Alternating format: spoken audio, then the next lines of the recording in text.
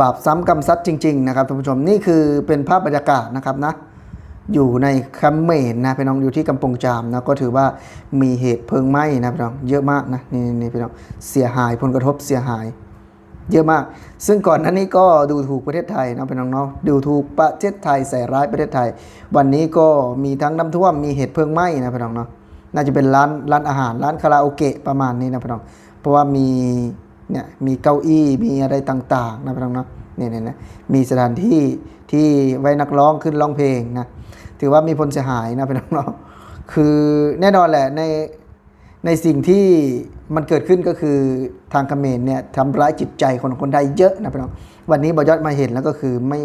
ม่ได้สงสารนะพี่น้องนะไม่ได้สงสารคนเขมรนะแต่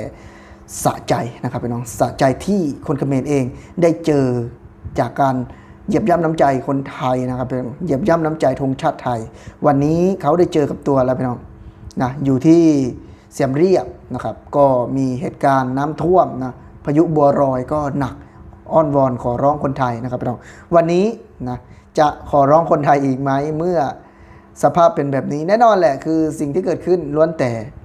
บรรยัติพูดได้เลยว่าเวรกรรมนะที่เขาใส่ร้ายป้ายสีคนไทยเนี่ยแล้วก็เห็นภัยไหม้ประเทศไทยในสะใจนะวันนี้บรรยัติก็ออกมาสะใจบ้างนะครับพี่น้องที่เขาไม่เคยดูแลนะครับน้องหัวใจของคนไทยเลยทั้งที่ประเทศไทยเนี่ยมีบุญคุณกับเขมรเนี่ยมากเท่าไหร่นะครับมีแต่ซ้ำเติมนะมีหลุมยุบนะพี่น้องมีเพลิงไหม้มีน้ำท่วมเนี่ยเขาก็จะออกมาเยาะเย้ยทักถางนะครับพี่น้องวันนี้บอยอดก็จะออกมาเยาะเย้ยทักถางเหมือนกันนะซึ่งทำหน้าที่นี้แทนคนไทยนะครับพี่น้องที่บอยอดได้มาใส่อยู่ในประเทศไทยก็ได้เห็นหลายๆอย่างนะที่เขมรทำระยำตำใจกับคนไทยขนาดใดนะเหมือนเขมรเองเนี่ยพี่น้องพอได้เจอแบบนี้ก็ร้องห่มร้องไห้เหมือนกันแน่นอนว่าคนไทยเองนะมีเหตุการณ์ร้ายๆเกิดขึ้นในครอบครัวหรือว่าน้ำท่วมเขาก็เสียใจนะแต่เขมรซ้ำเติมนะวันนี้ก็ย้อนเข้าตัวนะครับพี่น้องเขมรมีทั้งไฟไหม้นะครับพี่น้องมีทั้งน้ำท่วมก็เสียหายถือว่าเยอะมากเนาะอย่างเคสนี้ก็ไฟไหม้เป็นสถานที่บันเทิงนะครับพี่น้องที่เป็นน่าจะเป็นคล้ายๆแบบร้านคาราโอเกะนะท่านผู้ชมนะเป็นร้านคาราโอเกะคือได้เห็นแล้วก็คือน่าสมเพชนะพี่น้องเนาะซึ่งก่อนหน้านี้ก็เยอะเย้ยถักถางคนไทยแต่มาวันนี้คือกรรมสนองย้อนเข้าตัวนะครับพี่น้องคนมีกิจการที่ดูถูกคนไทยนะก็ถือว่าวันนี้ก็ได้รับผลกระทบไปตามๆกันแน่นอนว่าเหตุเพลิงไหม้ไม่มีใครอยากเกิดขึ้นนะถามว่าถ้าเขมรนะไม่มาริเริ่มที่จะมายั่วยุหรือว่ามาเขาเรียกว่าใส่ร้ายแล้วก็เยาะเย้ยนะครับเป็นของประเทศไทยคนไทยบอยอดก็คงไม่ออกมาทำคลิปด่าพวกคุณเลยนะแต่นี่คือพวกคุณเนี่ยมาทำร้ายนะมาเยาะเย้ยคนไทยทั้งที่คนไทยเองก็อยู่นิ่งๆมาตลอดนะซึ่งไม่ได้ริเริ่มไม่ได้ด่าใครก่อนแต่พอทีนี้คนมาด่าคนไทยเนาะซึ่งบอยอดเองก็เป็นคนลาวนะที่มาอยู่ประเทศไทยก็ทนไม่ได้นะครับเป็นต้องออกมาด่าแทนเลยวันนี้ก็ออกมาเยาะเย้ยออกมาถักทางแทนเลยว่า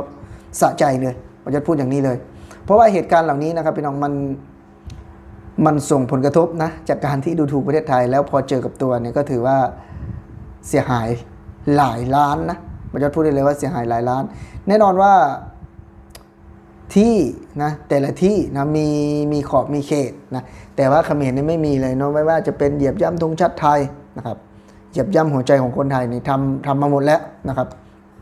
แต่วันนี้ย้อนเข้าตัวครับเพลิงไหม้ถือว่าหนักมากนะอยู่ที่กำปงจามเนาะอยู่เป็นสถานที่บันเทิงนะครับนะเป็นสถานที่บันเทิงก็เรียบร้อยนะครับนะถือว่ากิจการก็ล่มสลายไปเนาะสำหรับคนที่เป็นเจ้าของกิจการนะครับฉะนั้นในสิ่งที่เราเห็นนะในสิ่งที่เราบอกว่าเนี่ยมันไม่ใช่หรอกมันก็เป็นไฟฟ้ารัดวงจรนะครับนะมันก็ไม่เชิงนะบอยอดพูดได้เลยว่าน่าจะเป็น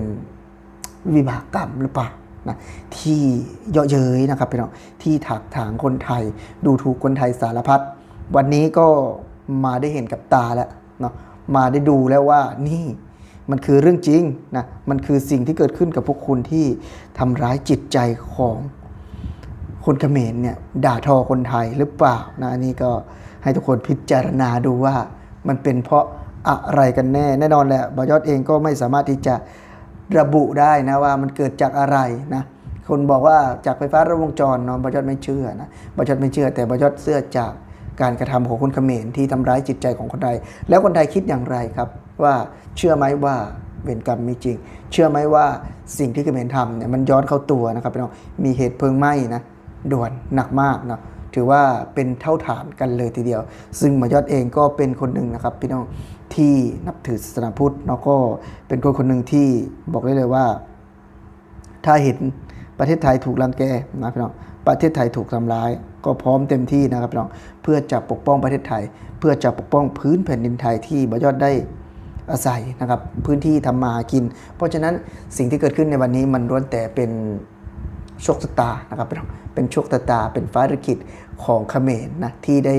เจอเขาเรียกว่าเวรกรรมติดสปีดเวรกรรมย้อนเข้าตัวนะครับพี่น้องเอาสำหรับคลิปนี้ทุกคนคิดเห็นอย่างไรก็คอมเมนต์เข้ามาดูนะครับพี่น้องสำหรับคลิปนี้วิดีโอนี้บอยอดสิขอลาพี่และน้องไปก่อนพี่น้องสวัสดีครับ